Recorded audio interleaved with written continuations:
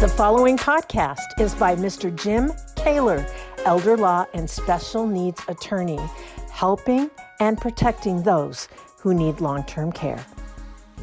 And welcome back, everyone, to Answers for Elders Radio Network. And elder law attorney Jim Koewler and myself, we are talking about long-term care if you need it now. And obviously, there's other resources out there for you to get to. You might be in a situation where you're not sure that you have enough money to provide for you and or your spouse. And so Jim and I are talking about ways in which you can spend down your money to access Medicaid or different types of pension type programs, you know, VA benefits, et cetera. So Jim, welcome back. This has been a really, really good half hour so far, and I'm looking forward to the rest of this topic. So just before we start, we're kind of at the midway. Can you just give us a summary of what we've talked about so far? Okay. So far, we've talked about what financial eligibility looks like for a married couple for Medicaid and for VA benefits, VA pension benefits in particular. Okay. What most people call aid in attendance. Correct. Okay. Technically, that's not correct. Aid in attendance is an add-on to that and an add-on to some other things, but most people use the term aid in attendance because it's the biggest benefit in that program. And we've talked about some of the ways to make eligibility to spend down when you're single, and many of them apply for when you're married. But we haven't talked about some of the specific things that you can do when you're married and your spouse is relatively healthy by comparison, and only part of the couple needs long-term care. And we're going to talk that's about where we're going next. Now. We're going to talk about that now, are we not? Yeah. Yay. Okay, so Jim, if let's say your spouse needs care, you're still in the house. You talked a little bit about down to the $130,000 you're allowed to keep for yourself. And if you've got $1 million, you're paying privately. That's just the way it is. So there's other ways. Perhaps. Yeah, perhaps. If you've got $1 million, you probably have enough income off of that to pay privately forever. It may not grow. You may have to eat into it a little bit. Okay. But let's say you got $250,000. Yeah. Long-term care is going to wipe you out. Even if you're married. My mom, that's what she had. Yep. Okay. When you're paying $10,000 a month, it goes pretty quick. Yeah. Okay. So if you've got a married couple, as I mentioned before, if you're seeking VA pension, one of you is a veteran and you want to seek VA pension benefit, the aid in attendance thing, they'll let the couple keep about $130,000. It gets, as I mentioned, it gets really weird with the income, but we'll still stick with that number. Mm-hmm. If for Medicaid purposes, they will allow the healthy spouse to keep up to about $130,000. It's actually a little more than that, but it's not a round number. So let's stick with 130. As long as the couple started with at least 260. Okay, it's a half and half thing. And then there's a bottom number at about $28,000, below which they won't require a half and half. They will let the well spouse keep more than half, or maybe all of it. Okay, if it's 28 or below, they just let the well spouse keep all of it. Okay, that's called community spouse. The avoidance of spousal impoverishment. Okay, but everything in between that 28 and the 130, they require them to go halfsies. Okay, with the bottom half being no smaller than 28, and the top half belonging to the well spouse being no bigger than about 130. Mm-hmm. So what can we do there? Or if you got over 260, you still have to have a spend down. And remember, you're trying to get to 3,000 in Washington, 2,000 in Ohio, and most states, I think it's 2,000. By the way, California is talking about $130,000. They haven't done it yet, but they're talking about it. Wow. That's the gossip going around. Which would put all the elder law attorneys in California out of business, probably. Sorry, guys. But what can you do to spend down when you have a relatively healthy spouse, but you still want to get Medicaid coverage? And the same thing would apply to VA coverage. You've got more than 130. What can you do? Okay. So first of all, between sessions, you mentioned we probably ought to talk about what are resources. What kind of money are we talking about? Mm-hmm. Is it just money in the bank? No. Correct. Okay.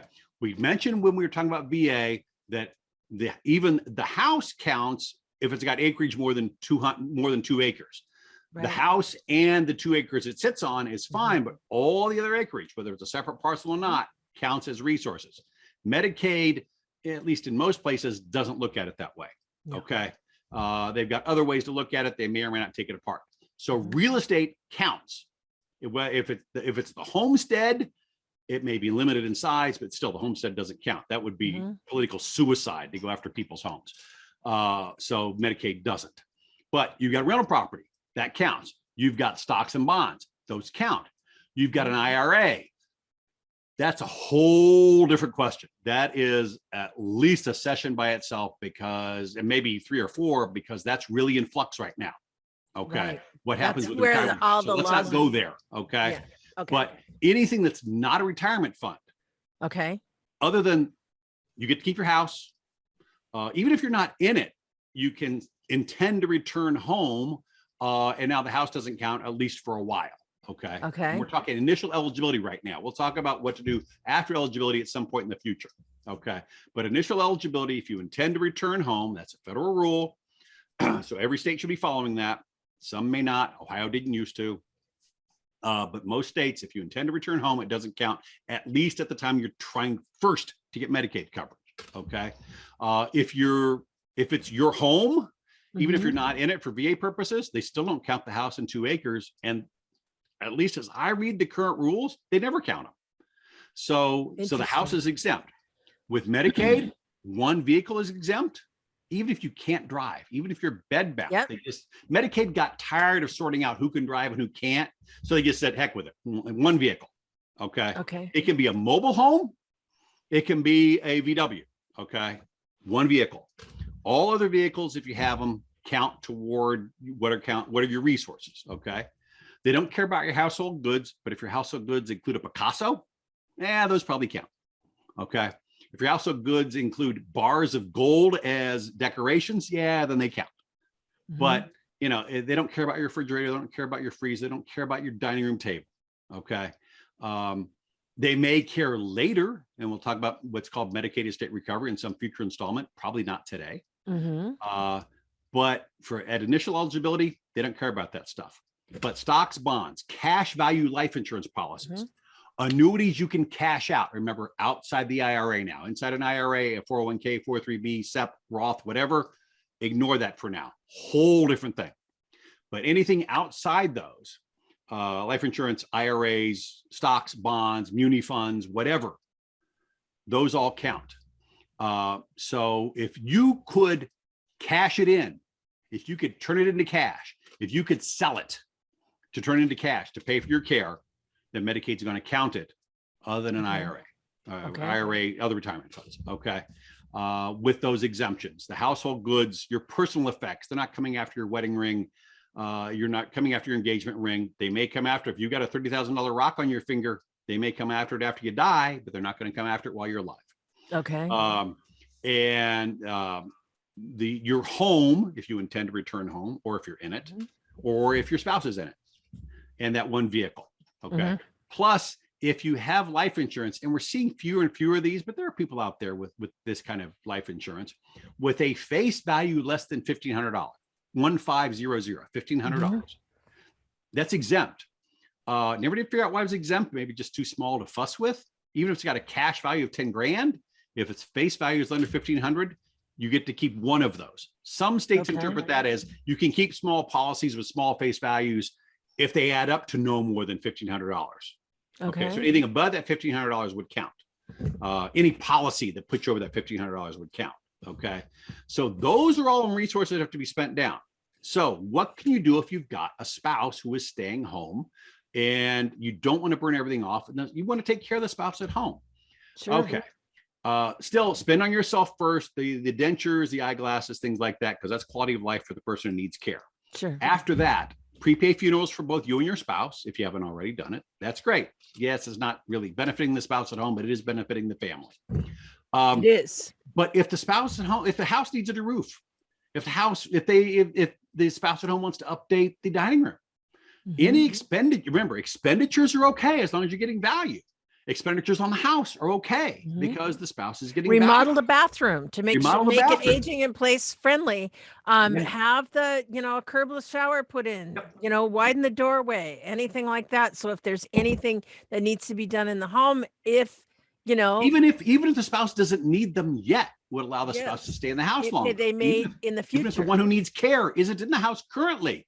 Right. And it would look like we're doing it, we're widening door frames for the one who's in a nursing home. So why are we bothering? It's still allowed because the spouse at home may be able to stay home longer. Right. I once had to help explain to Medicaid that we were buying a new car and putting a new garage door on because my spouse hit the garage door with the car, totaled the car, and had to replace the garage door, and no problem.